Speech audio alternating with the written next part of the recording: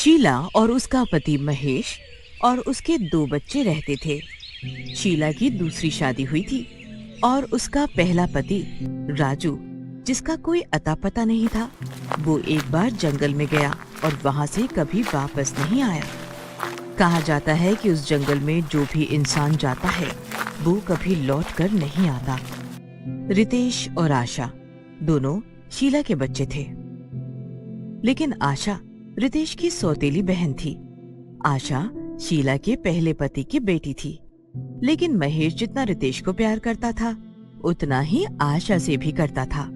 ये बात रितेश को पसंद नहीं थी, क्योंकि वो सोचता था कि आशा उसकी सौतेली बहन है और उसके पापा आशा को ज्यादा प्यार करते हैं। लेकिन आशा रितेश को अपने भाई से भी बढ़कर मानती थी। वो उसको बहुत प्यार करती थी। आशा गांव की एक कपड़े की फैक्ट्री में अकाउंटेंट थी। वो पूरे गांव में सबसे ज्यादा पढ़ी लिखी थी। आशा को देखकर उनके माँ बाप रितेश को भी पढ़ाई करने के लिए बोलते थे, लेकिन रितेश को पढ़ाई करना बिल्कुल पसंद नहीं था। आशा जब भी फैक्ट्री से आती थी तो रितेश के लिए कभी मिठाई तो कभी नए नए खिलौने लेकर आती थी।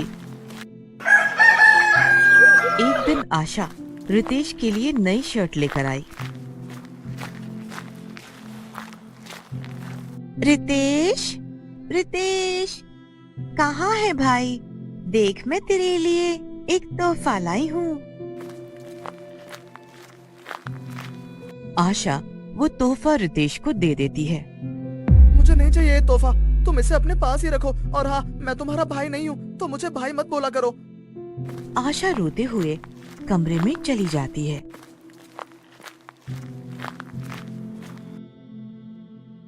और शीला गुस्से से रितेश को थप्पड़ मारती है। रितेश, ये कोई तमीज है अपनी बड़ी बहन से बात करने की? जा अपने कमरे में। रितेश गुस्से में रोते हुए अपने कमरे में चला जाता है। रात को महेश काम पर से घर आता है और घर में सन्नाटा देखकर वो शीला से पूछता है, शीला, आज घर में इतनी शांति कैसे है? दोनों बच्चे कहाँ गए? दोनों अपने कमरे में ही हैं। शीला महेश को सारी बात बताती है। अगली सुबह महेश रितेश को बुलाता है और प्यार से समझाता है। रितेश और गुस्सा हो जाता है और सोचता है कि आशा की वजह से पापा ने मुझ पर आज फिर गुस्सा किया। एक दिन रमेश को किसी काम से बाहर जाना होता है और 2-3 दिन बाद खबर आती है कि जो बस शहर से गांव आ रही थी वो खाई में गिर गई और उसमें जितने भी लोग थे उन सब का देहांत हो गया। ये सुनकर शीला बहुत ज्यादा उदास हो जाती है, क्योंकि उसके पहले पति का भी जंगल में जाने के बाद कोई अता पता नहीं है।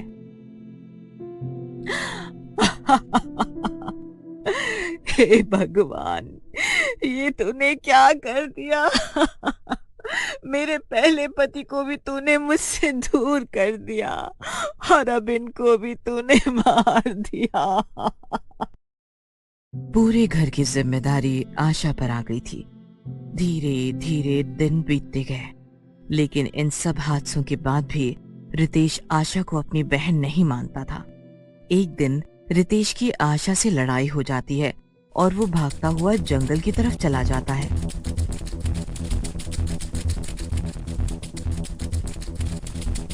उसे रोकने के लिए आशा भी उसके पीछे भागती हुई जाती है।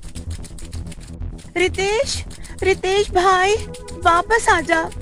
मैं कभी तुझसे लड़ाई नहीं करूंगी। वापस आजा भाई। लेकिन रितेश जंगल से बाहर नहीं आता है। रितेश को तो बाहर लाना था, इसीलिए आशा खुद भी डरते हुए जंगल की ओर चली जाती है। वो रितेश को आवाज लगाती हुई जैसे ही आगे बढ़ती है, उसे जंगल में आग जलती हुई दिखाई देती है। वो उस आग के पीछे पीछे जाती है और देखती है कि वहां पर कुछ लोग बैठे हैं और वो सिगरेट पी रहे थे और आपस में बातें कर रहे थे। ये सब देखकर आशा एक पेड़ के पीछे छुप जाती है। ये लोग कौन हैं और यहाँ पर क्या कर रहे हैं? मुझे छुपकर सब कुछ देखना होगा। वो देखती है कि 3-4 लोग बहुत बड़े बड़े डिब्बों को एक ट्रक में रख रहे हैं।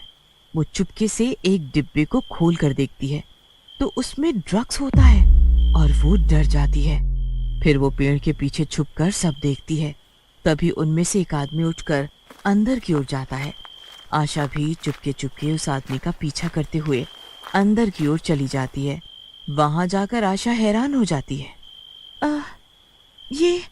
ये इन लोगों ने इतने सारे लोगों को बंदी बनाकर रखा। अच्छा, अब मैं समझ गई कि जंगल में जाने के बाद लोग गायब क्यों हो जाते थे। इन सब लोगों को इन बेकार लोगों ने पकड़ रखा है। ये लोग अपने गंदे कामों को छुपाने के लिए जंगल में आए हुए लोगों को पकड़ लेते हैं। तभी आशा देखती है कि वहाँ पर बहुत सारे लोग हैं और उन सब लोगों में रितेश और उसके पहले पापा राजू भी होते हैं। वो उन सबको बचाने के लिए हिम्मत से काम लेती है और वहाँ पर फंसे सभी लोगों को बचाने के लिए भागती हुई पुलिस स्टेशन जाती है और वहाँ के इंस्पेक्टर को सब कुछ बता देती है। फिर इंस्पेक्टर पूरी पुलिस फोर्स को लेकर जंगल में जाता है। फिर पुलिस उन सबको पकड़ लेती है। अच्छा, तो ये तुम लोगों के काम थे। तुम ही लोग बेचारे मासूम लोगों को अपना शिकार बनाते हो और उन लोगों से अपने ये काम करवाते हो। धन्यवाद आशा, आज तुम्हारी बहादुरी की वजह से हम इन ड्रग्स सप्लायर्स को पकड़ पाए। पुलिस को इन लोगों की बहुत दिनों से तलाश थी। ये हर बार हमारे पहुंचने से पहले अपना ठिकाना बदल लेते थे और आज तुमने इन लोगों को पकड़वा ही दिया। ऐसा कहकर पुलिस उन लोगों को पकड़कर ले जाती है और फिर सभी बंदी बने हुए लोग आजाद हो जाते हैं और आशा का धन्यवाद करते हैं। दीदी मुझे माफ कर दो। मैंने आपके साथ बहुत गलत किया है, आपको बहुत उल्टा भी बोला है। फिर भी आज आप मुझे बचाने के लिए अपनी जान को खतरे में डालकर मुझे बचाने आ गई। दीदी, आज आपने साबित कर दिया कि अपना सौतेला कुछ नहीं होता है। बस हमें सच्चे मन से अपने रिश्ते निभाने चाहिए। फिर आशा, रितेश और राजू घर चले जाते हैं।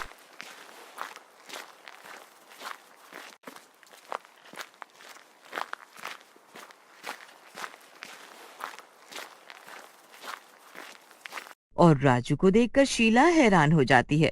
फिर राजू शीला को सारी बात बताता है। फिर वो खुशी खुशी रहने लगते हैं।